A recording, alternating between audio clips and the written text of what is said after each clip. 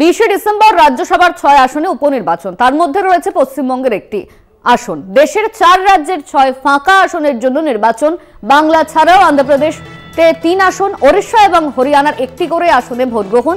20 December সকাল 9টা থেকে বিকেল 4টে পর্যন্ত নির্বাচিত প্রতিনিধিরা ভোট দিতে পারবেন। গণনা ওই দিন বিকেল 5টা থেকে হবে, এমনই কিন্তু জানা যাচ্ছে। আরজিকর কাণ্ডের আবহে ইস্তফা দেন তৃণমূলের জহর সরকার।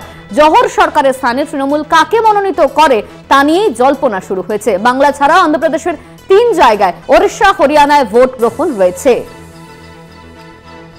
বিকেল 5টার মধ্যেই হয়ে যাবে ভোট গণনা। 20 ডিসেম্বর 9টা থেকে 4টে পর্যন্ত নির্বাচিত প্রতিনিধিরা তাদের ভোট নিতে পারবেন। গণনা ওই দিন বিকেল 5টা থেকে হবে, এমনই কিন্তু জানা যাচ্ছে। বিকেল 5টা থেকে শুরু হবে গণনা।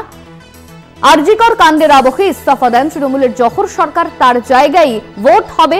বিকেল 5টা থেকে গণনা শুরু হবে। জহর সরকারের স্থানে তৃণমূল কাকে মনোনীত করে তা নিয়েই কিন্তু ইতিমধ্যেই জল্পনা শুরু হয়েছে।